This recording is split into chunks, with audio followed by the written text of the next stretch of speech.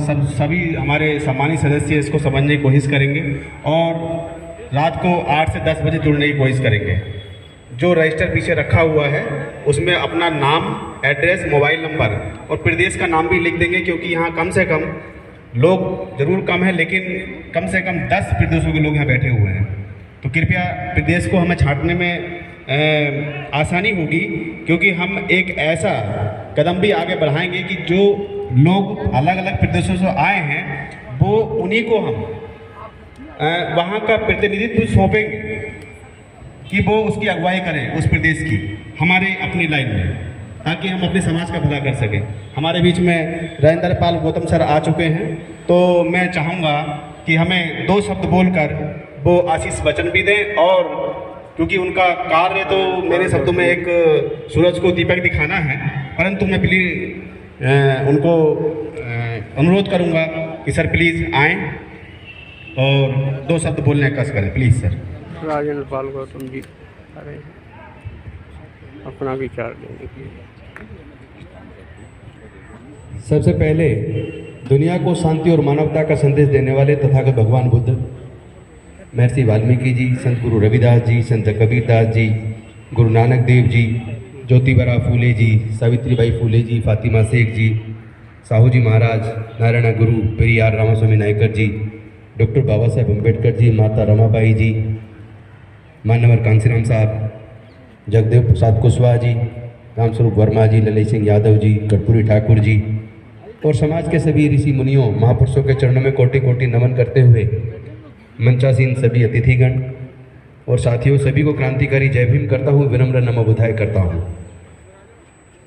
मुझे लगता है कि आज हम लोगों को इन मुद्दों पर जरूर चर्चा करनी चाहिए कि हजारों साल तक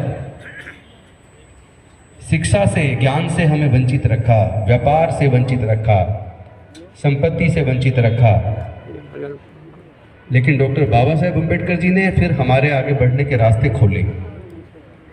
लेकिन जो रास्ते खोले थे, चिंतन इस बात पे करना चाहिए कि क्या वो रास्ते आज भी खुले हुए हैं या वो रास्ते फिर से बंद हो गए हैं। हम लोग, हमारा पूरा बहुजन समाज बड़ा भोला और भावुक है, और भावुकता में जो अपने लोग ईमानदारी से काम कर रहे होते हैं उन्हीं के पीछे पड़ जाता, उन्हीं से सवाल पूछता रहता है। ये नहीं सोचता जो जितना अच्छा कर रहा है कम से कम उतने की तारीफ करो, और कुछ गलती भी कर रहा है तो उसको हजम करो, उसकी गलती पे को सुधारने का प्रयास तो अच्छी बात है। लेकिन आप देखेंगे कभी कभी हमारे जो बहुजन मीडिया के साथी हैं वो प्रोफेशनल तरीके से जो सवाल पूछने चाहिए वो पूछने की बजाय ऐसे लगता है जैसे कोई जख्म है और उसमें जानबूझ के तीर को अंदर घुसाए जा रहे हैं, जैसे पता नहीं उससे क्या निकल जाएगा। उससे कुछ निकलने वाला नहीं है। हमें अपने लोगों को आगे बढ़ने में मदद करनी चाहिए। हाँ, उनको प्रेरित करना चाहिए, अगर वो गलत रास्ते पे हैं तो वो सही रास्ते पर चले। और इन मुद्दों पर चर्चा जरूर होनी चाहिए कि जातियां किसने बनाई, तो जाति के बनने से किसको फायदा हुआ, जाति के बनने से किसको नुकसान हुआ। जब तक हम ये नहीं सोचेंगे कि हजारों साल तक हम ज्ञान से वंचित क्यों रहे और किसने रखा, हम व्यापार से, प्राकृतिक संसाधनों से वंचित क्यों रहे और किसने रखा। क्या कोई खेत की भूमि, प्राकृतिक संसाधन अपनी माँ के पेट से लेके पैदा होता है?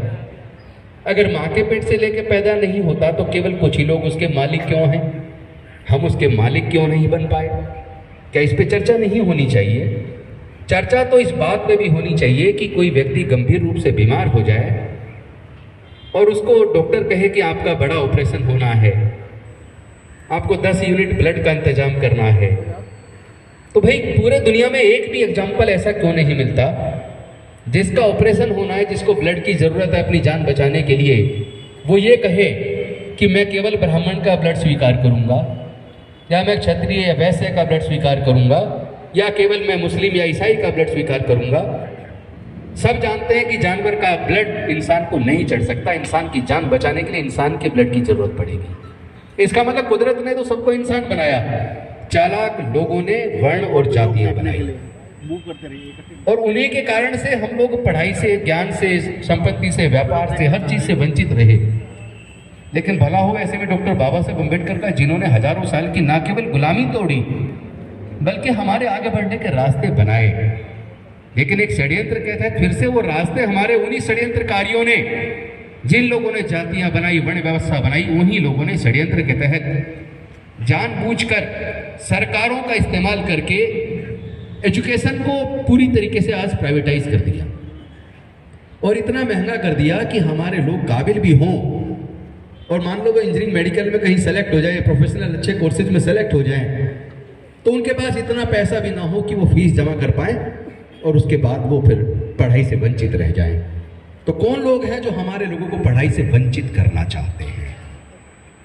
कौन लोग हैं वो जिन्होंने सरकारों से इस तरह की योजनाएं बनवाई कि हमारी पढ़ाई छीन जाए? कौन लोग हैं वो? हम लोगों ने तो इस बात का सर्वे किया था कि पूरे देश के अंदर जो हमारे सर्वोच्च न्यायालय और उच्च न्यायालय के जजेज हैं वो सरकारी स्कूलों से पढ़े हैं या प्राइवेट से पढ़े हैं। जितने senior doctor, senior engineer, senior scientist, senior professor वो सरकारी से पढ़ के आए हैं, प्राइवेट से पढ़ के आए हैं। तो 98% से ज़्यादा में निकल के आया कि वो सरकारी स्कूलों से पढ़ के आए हैं। इसका मतलब सरकारी स्कूलों में क्वालिटी एजुकेशन थी, उन्हीं सरकारी से पढ़ के हमारे गरीब समाज के बच्चे डॉक्टर, इंजीनियर, जज, कलेक्टर, साइंटिस्ट, प्रोफेसर बने, जज बने। लेकिन जिस तरह एजुकेशन को महंगा करके छीना गया है, क्या अब हमारे बच्चे जज, इंजीनियर, डॉक्टर, कलेक्टर बन पाएंगे सरकारी स्कूल से पढ़ के? क्योंकि सरकारी स्कूलों को जानबूझ के या तो बंद किया, क्योंकि पिछले 15 से 20 सालों में जो सर्वे हमने किया और जो हमने RTI लगाई, जो सूचना मिली जाटव साहब, 2.25 लाख के करीब सरकारी स्कूल पिछले 15 सालों में बंद हुए हैं। आप लोगों ने ध्यान दिया इस बात पे? 2.25 लाख जनसंख्या देश की घट गई है क्या? जब देश की जनसंख्या बढ़ रही है तो स्कूल और ज्यादा खुलने चाहिए थे, लेकिन सरकारी स्कूल 2.25 लाख के करीब बंद हो गए और प्राइवेट खुलते जा रहे हैं। प्राइवेट स्कूल में एक बच्चे की पढ़ाई का खर्चा, किताबों का खर्चा, वर्दी का खर्चा, ट्यूशन का खर्चा, ट्रांसपोर्ट का खर्चा, सारे खर्चे जोड़ लें तो मध्यम दर्जे के पब्लिक स्कूल में एक बच्चे की पढ़ाई पर कम से कम 8 से 10 हज़ार रुपया खर्च होता है। हर परिवार में कम से कम 2 बच्चे, तो 2 बच्चों को पढ़ाने के लिए कम से कम 15-20 हज़ार रुपया चाहिए। और हमारे 99% लोगों की पूरे परिवार की इनकम जोड़ ली जाए तो 10,000 से 20,000 के बीच पूरे परिवार की इनकम है। इसका मतलब साजिश के तहत हमारे लोगों को वो पढ़ाई से रोक रहे हैं, जानबूझ के रोक रहे हैं। आज इंजीनियरिंग कॉलेज की तो आप फीस देखिए, 4 साल का कोर्स है। सरकारी इंजीनियरिंग कॉलेज में भी अगर बच्चा आपका सेलेक्ट हो जाता है, जिनके बच्चे पढ़ रहे हैं उनको पता होगा, 1 साल की फीस का खर्चा, हॉस्टल का खर्चा, बाकी खर्चे जोड़ लें 2 लाख से ज़्यादा तो केवल फीस है। हॉस्टल का अलग है, बाकी खर्चे अलग है। इसका मतलब 4 साल की इंजीनियरिंग की पढ़ाई करानी, आपके अपने बच्चों को इंजीनियर बनाना है तो आपको 12 से 15 लाख रुपए एक बच्चे की पढ़ाई के लिए चाहिए। क्या आप कर पाएंगे खर्च? हमारे 0.5% केवल लोग ऐसे होंगे जो सरकारी नौकरी में अच्छी जगह आ गए। नीचे छोटी पोस्ट पे नहीं, क्लर्क असिस्टेंट वाला आदमी तो 15-20 लाख का खर्चा नहीं उठा पाएगा। जो ऊपर लेवल पे आ गया, केवल वो अपने बच्चे की प्रोफेशनल फी को बियर कर सकता है। और IIM का देखिए, IIM में तो 20-20 लाख, 25 लाख फीस 1 साल की दे पाएंगे क्या हम लोग? इसका मतलब हायर एजुकेशन को जानबूझकर हमारे बच्चों से छीना जा रहा है। और ये जो भीम संसद आपने लगाई, मैं आपका आभार व्यक्त करता हूँ। इन पे चर्चा होनी चाहिए, इन मुद्दों पर। ठीक है, आपने मुझे 2 मिनट दिए तो मैं या तो यही बात खत्म करूँ या मुझे 3-4 मिनट और दे दें, अगर दे सकते हैं तो। बोलिए सर, बोलिए। तो मेरा कहने का तात्पर्य ये है, क्या समाज की जो समस्याएं हैं क्या उन पर चर्चा होनी चाहिए या नहीं होनी चाहिए? मुझे लगता है भीम संसद का सबसे महत्वपूर्ण बिंदु यही होना चाहिए कि हमारे सामने चुनौतियां क्या हैं, चुनौतियां पैदा करने वाले लोग कौन हैं, इन चुनौतियों से कैसे लड़ा जाए, कैसे निपटा जाए। इन पे जब चर्चा करेंगे तो आपको ये भी देखना होगा कि पॉपुलेशन के मामले में अगर पूरे भारत की पॉपुलेशन को देखा जाए तो लगभग 135 करोड़ लोग भारत में हैं। 135 करोड़ में से मूल निवासी, यानी कि ये कैटेगराइजेशन तो बाद में हुआ है, लेकिन सच्चाई ये है जो बहुजन समाज के लोग हैं या मूल निवासी लोग हैं, जिनका रंग रूप देख लीजिए, रंग काला या सांवला मिलेगा 99% लोगों का। तो जो 99% लोग हमारे, ये कह लीजिए टोटल पॉपुलेशन में से लगभग 110 करोड़ लोग तो मूल निवासी बहुजन हैं। बेशक बाद में कुछ लोग जाति में उत्पीड़न से छुटकारा पाने के लिए ईसाई बन गए, मुस्लिम बन गए, सिख बन गए, लेकिन सच्चाई तो यह है कि लगभग 135 करोड़ में से 115 करोड़ तो बहुजन हैं। ये 115 करोड़ जो संख्या है, अगर इसको कंज्यूमर इंडेक्स से देखें तो हम बहुत बड़ी कंज्यूमर फोर्स हैं। इतनी बड़ी कंज्यूमर फोर्स, अपने आप को समझो आप कितनी बड़ी आर्थिक ताकत हो, आपने अपनी ताकत को पहचाना ही नहीं। और उसका कारण है कि जिन्होंने हमें जातियों में बांटा, हम हजारों जाति में बंट गए और आज अपनी मर्जी से बटे हुए हैं। हम बेशक कोसते रहे जातिगत उत्पीड़न हमारे साथ होता है। भाई आज हम क्या खुद भी तो जातिगत उत्पीड़न आपस में नहीं कर रहे हैं? क्या हम रोटी बेटी का रिश्ता कर रहे हैं? जाति खत्म होने का नाम नहीं ले रही। जिन्होंने बनाई वो फायदे में और जो जाति उत्पीड़न झेल रहे हैं वो नुकसान में। नुकसान में होने के बावजूद जाति छोड़ने को तैयार नहीं है। बेटी की बेटे की शादी कर रही हूं तो अपनी जाति में लड़का लड़की ढूंढते हैं। तो भाई हम ही लोग तो हैं जो जाति को जिंदा रखे हुए हैं। हम जातियों को जिंदा रखेंगे तो समस्याओं का समाधान होगा क्या? जाति छोड़नी होगी। इसीलिए तो डॉक्टर बाबा साहेब अम्बेडकर ने कहा था, मी भारत बौद्ध में करी, मैं भारत को बौद्ध में करूंगा, क्योंकि बौद्ध धम्म में जाने से ही जातियों से छुटकारा मिल सकता है। और माफ करना, ऐसे लोगों को बौद्ध बनने की जरूरत नहीं है जो बौद्ध बनने के बाद भी अपनी जाति बताए और अपनी जाति में लड़का और लड़की ढूंढे। वो तो धोखा हो जाएगा बाबा साहेब के साथ। बौद्ध का मतलब बौद्ध जिस प्रकार अनेकों नदियां अलग अलग नाम से जानी जाती हैं, समुद्र में गिरने के बाद अपनी पहचान खो देती हैं। तो हम बौद्ध बने तो जातियों को छोड़ दें, जातियों से छुटकारा मिलेगा। हमारी संख्या 115 करोड़ में से अगर 50% भी बौद्ध बन जाएं, जातियों को छोड़ दें, तो वो लोग जो आज अपने आप को बहुमत में कहते हैं वो अल्पमत में आ जाएंगे। और वो अल्पमत में आते ही अल्पमत वाला आदमी कभी किसी का शोषण नहीं कर सकता।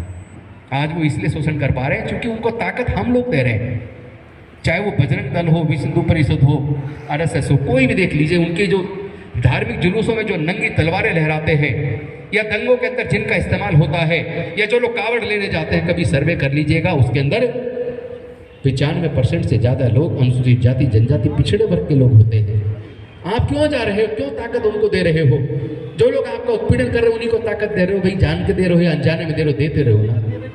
वो अपने बच्चों को वहां से बाहर निकाल रहा है। अंत में बस 1 मिनट लेके एक बात खत्म करूंगा, क्योंकि बोल तो जितना मर्जी लीजिए, अगर इम्प्लीमेंटेशन नहीं होगा तो रिजल्ट 0 होगा। एक और भीम संसद फेल होगी, अनेकों पहले भी हुई है, लेकिन मैं सैल्यूट करता हूँ उन साथियों को जो कर रहे हैं, प्रयास तो कर रहे हैं। सफलता मिले ना मिले, 100% नहीं मिलेगी, 5% तो मिलेगी, 5 भी मिलेगी तो जीत होगी। 5% सफलता भी मिल गई, निश्चित तौर पर जीत होगी, और उसका तरीका हो सकता है। आप लोग बाकी चीज को छोड़ें या ना छोड़ें, इस बार जातिगत जनगणना में कम से कम पेपर पे ही बौद्ध लिखवा दो, 0.7 से बढ़ा के से 5% पे ले आओ, रिजल्ट बदल जाएगा। मैं गारंटी के साथ, दावे के साथ कह रहा हूँ, रिजल्ट बदल जाएगा, सरकारों की नजरिया बदल जाएगा। आप जो बेनिफिट ले रहे, जो ले रहे, बेनिफिट है कहाँ? पहली बात तो धोखा हो गया है, रिजर्वेशन कुछ है नहीं। यकीन मानिए आप, रिजर्वेशन कुछ नहीं बचा। बता दीजिए रिजर्व के बच्चों को कौन सा कोई इंजीनियरिंग की पढ़ाई में फीस कम देनी पड़ रही है क्या? कोई छूट नहीं है, सबको उतनी देनी है। बदला क्या? हाँ, एक चीज बदली जिस पे हम नजर नहीं डाल रहे हैं। हमने कई एग्जाम्पल देखे जिन बच्चों ने अनुसूचित जाति में, जनजाति में अप्लाई किया, बच्चे काबिल थे, सेलेक्ट नहीं हुए। हमने उनसे कहा बेटा अगली बार तुम जनरल से भर दो।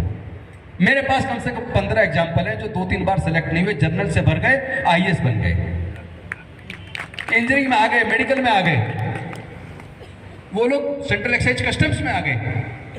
टीचिंग में जिनका नंबर नहीं आ रहा था, चूंकि वैकेंसी निकलती है एक, एससी की एक टीचर की वैकेंसी सपोज करो इंग्लिश पीजीटी की निकली, तो एक इंग्लिश की पीजीटी की वैकेंसी पे अनुसूचित जाति की एक निकलती है, उस पे 1000 बच्चे आ रहे हैं। और जो जर्नल की निकलती है 5, उनके 5 वैकेंसी पे भी 500 बच्चे आ रहे हैं या 1000 आ रहे हैं। आपकी एक वैकेंसी पे 1000 आ रहे हैं, और आपके बच्चे एक से एक ब्रिलियंट हैं। उसके रिजल्ट मेरे पास है, मैं आपको कहूँ तो अभी अपने फोन से निकाल के दिखा सकता हूँ। हमारी परसेंटेज कट ऑफ जर्नल से भी ऊपर जा रही है, जर्नल से ऊपर जा रही है कई जगह पर। तो हम लोग, अब आप कहेंगे जनरल से ऊपर जा रही तो वो मेरिट में क्यों नहीं आ रहा? मेरिट में नहीं आ रहा है, उसके कारण है कई बार क्या है, उसकी जो एज लिमिट है वो निकल गई, तो उसको जाएगा वो फिर एससी में, क्योंकि एससी का बेनिफिट लेगा। उसी तरह सिविल सर्विस में से टीना डाबी ने टॉप किया, लेकिन वो एससी में गई, टॉपर होने के बावजूद एससी में गई। जानते हो क्यों? उसमें दिखाया कि प्री में वो कोटे से पास हुई है। ये कोई बात है? प्री में कोटे से पास हुई है? अरे मेन एग्जाम में जब वो टॉपर है, और आपको तो जान के अंतर जब पता लगेगा ताजुब करोगे आप। जो सेकंड रनर था उससे उसके 45 नंबर इन टोटल ज़्यादा है। 45 का गैप फर्स्ट टॉपर में और सेकंड टॉपर में। 45 में तो हजारों सैकड़ों बच्चे निकल जाते हैं। तो सोचो उसको 180 के करीब केवल नंबर इंटू में मिले हैं, और जो फेल हो गए उनको 225 भी मिल रहे हैं। तो ये जो साजिश है, जिसमें मैंने खुद यूपीएससी कमीशन के चेयरमैन को चिट्ठी भी लिखी, लंबा हो जाएगा भाषण में, रोकता हूँ, यही रोकता हूँ। भाई अपनी इस संख्या को अपनी ताकत बना लो, अपनी संख्या को ताकत बना लो। और मैं निवेदन करता हूँ, रिजर्वेशन नाम को रह गया है, इसके पीछे चलने की बजाय कुछ लोगों को जो कमजोर है उनको तो भेजो आप रिजर्वेशन से अप्लाई करें, लेकिन जो हमारे ब्रिलियंट बच्चे उनको कहो जनरल से अप्लाई करें। और दूसरा, लास्ट में एक बात और, हम लोग, हमारी संख्या बताती है हम सबसे बड़ी दुनिया के कंज्यूमर हैं। इसका मतलब दुनिया की सबसे बड़ी आर्थिक शक्ति बनने की ताकत हम रखते हैं। मैं आप सबसे निवेदन करूंगा, कुछ कोऑपरेटिव सिस्टम बनाइए। कोऑपरेटिव सिस्टम बना के उसमें 5-5, 10-10 लाख, 2-2 लाख, 1-1 लाख रुपए डाल के एक कॉर्पस, एक फंड बनाइए। हम भी उसमें शामिल होंगे, हम भी डालेंगे 2-4 लाख रुपए उसमें, और डाल के हम अपना कुछ व्यवसाय शुरू करें। इतना तो करने पहले कम से कम 5000 परिवार ही जोड़ लें, और उन 5000 परिवार को हम ये कहेंगे, भाई आप जो सामान बाहर से खरीदते हो, जिस कंपनी का खरीदते हो, वही सामान आपके घर भेजेंगे हम। मतलब जिस कंपनी का चाहिए वही भेजेंगे, हम ये भी नहीं करेंगे कोई और कंपनी लो, और जितने रेट में ला रहे हो उससे 5 पैसे कम में देंगे, लेकिन आप लोगे यहाँ से, हम आपके घर भेज देंगे। आप हमारे हेल्पलाइन नंबर पे अपनी लिस्ट भेजो, व्हाट्सएप कर दो कि ये सामान चाहिए, पेमेंट कर दो, जितने रेट में मार्केट से खरीदते हो उससे कम में आपके घर भेज देंगे। तो मुझे लगता है कौन नहीं खरीदेगा। हमारे सब हर परिवार को कम से कम 5-7 हज़ार रुपये तो महीने का खर्च होगा ही होगा। तो 5-7 हज़ार एक परिवार देगा, 5,000 पहले परिवार जोड़ लो, भीम संसद की सफलता का पता लग जाएगा। 5,000 परिवार भी नहीं जोड़ सकते क्या? हमारे करोड़ों लोग हैं, केवल 5,000 से जोड़ के परिवार शुरुआत करके देखो। 2-3 महीने में पहले परिवार जोड़ो, फिर उसको इम्प्लीमेंट करो, आपको रिजल्ट आने वाले 6 महीने के अंदर रिजल्ट आपके सामने होगा। आप आर्थिक शक्ति बनने की दिशा में बढ़ चलेंगे। ये एक एग्जाम्पल है, इसी तरह के बहुत सारे एग्जाम्पल हो सकते हैं। आप अपना बैंक बनाइए, cooperative thrift and credit society अपनी बहुत सारी है, जहाँ 4-4 लाख तक का लोन 1% पे दे रहे हैं। आप बैंक में जाओगे आपको लोन नहीं मिलता, धक्के खाने पड़ते हैं। अपनी थ्रिफ्ट क्रेडिट सोसाइटी आराम से बन जाती है, ऑलरेडी बनी भी हुई है, और बहुत आसानी से लोन मिल जाता है। छोटे छोटे व्यवसाय शुरू करें, लेकिन व्यवसाय में पहले मार्केट तलाशें। मार्केट जब हम खुद हैं, हमारी संख्या ही हमारी मार्केट है, हम क्यों किसी और से कोई चीज़ खरीदें? मुझे लगता है कि सब्जेक्ट ऐसा, इतने सारे लोग हैं, लोग कहेंगे कि अकेले ने इतना टाइम ले लिया। टाइम तो मेरे पास तो, चूँकि रात दिन 24 घंटे इसी काम को करता हूँ। कल रात 11 बजे एयरपोर्ट टर्मिनल 3 पे उतरा हूँ, आंध्रा में था। पूरे देश में इतने लोग बुला रहे हैं और मैं जा भी रहा हूँ, कोशिश कर रहा हूँ लगातार जाऊँ। और मुझे ये बताते हुए खुशी महसूस हो रही है कि ये जो हमारे अंदर फैला जातिवाद है, नहीं बेईमानी हो जाएगी। बाकी लोग कहेंगे कि यार ये आए भाषण दे के चल दिए, 1 बजे एक मीटिंग में जाना है, और मुझे पता है बाद में लोग जरूर कहेंगे अपनी बात कह के चल दिए। तो मैं थोड़ी देर बैठ के मैं बाकी लोगों को सुनूंगा, क्योंकि अब केवल बोलने से काम तो चलने वाला नहीं है। मेरी सुननी है तो मेरी सारी स्पीच उस पर पड़ी है फेसबुक पे, तो उससे तो हल नहीं है केवल बोलने से। मैं थोड़ा इम्प्लीमेंटेशन पे काम कर रहा हूँ, और मुझे लगता है implementation is more important then speaking, है ना? और आप सब लोग इसमें साथ आ जाइए कि हम कम से कम अपने बच्चों के भविष्य के लिए मिलके काम करें। कम से कम अपने अंदर खुद के फैले हुए जातिवाद को तो खत्म कर लें, उसके बाद दूसरों को भी निपट लेंगे। वो लोग इतने ताकतवर नहीं है कि जिनसे लड़ने में जीतने में हमें दिक्कत आए। हमें सबसे बड़ी दिक्कत आएगी तो अपने अंदर के बीच में फैले इस जातिवाद को खत्म करने में आएगी। जिस दिन इसे खत्म करने में कामयाब हो गए, उसके बाद पूरा देश आपका है। डॉक्टर बाबा साहब अम्बेडकर ज्ञान का भंडार है। केवल बाबा साहब को पढ़ लो, हमें बोलने की जरूरत नहीं है। जो उन्होंने बोला है केवल उसको अपना लें, आचरण में उतार लें। केवल बाबा साहब को ना माने, उनकी बातों को भी मान लें।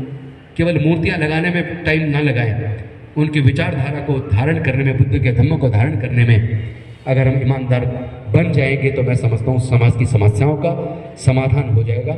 आपने मुझे बोलने का मौका दिया, मैं आप सबका आभार व्यक्त करता हूँ, और आपने इतने ध्यान से सुना, इसके लिए मैं आप सबका भी आभार व्यक्त करता हूँ। बहुत बहुत धन्यवाद। नमो बुद्धाय, जय भीम, जय भारत। जाति छोड़ो, समाज जोड़ो, बौद्ध धर्म की क्या पहचान, मानव मानव एक समान। शुक्रिया।